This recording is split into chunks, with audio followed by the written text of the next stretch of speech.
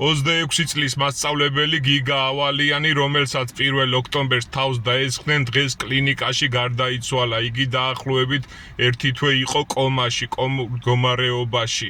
საქმეზე დაკავებულია ახალგაზრდა, არასრულწლოვანი. რამ გაგაბოროტათ ასე ბავშვებო, ახალგაზრდებო, ანუ შეიძლება რაღაც არ მოგეწონოთ მასწავლებლის, ხო, ან ნიშანი არ დაგიწერათ, ან გაწყენინათ, ან რაღაც მოხდათ ცუდი, ხო? ხო არ უნდა გაიმეტოთ ასე სასიკვდილოდ და ხომ არ უნდა მოკლათ არაცემით.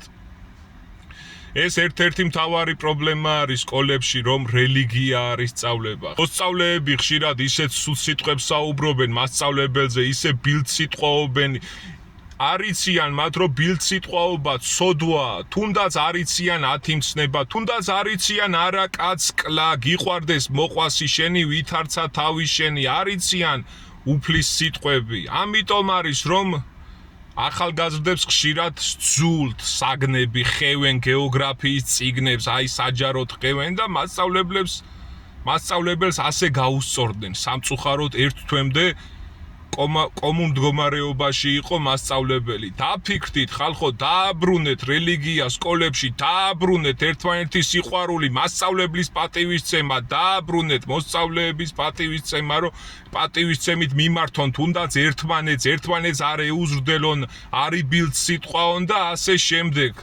გიგა ავალიანის კიდე ხსოვნა იყოს, არ დავიწყება იყოს, ნათელი და სანთელი, მის ოჯახს უსამძიმრებ, 26 წლის მასწავლებელი, ასე როგორ გაიმეტეთ ხალხო?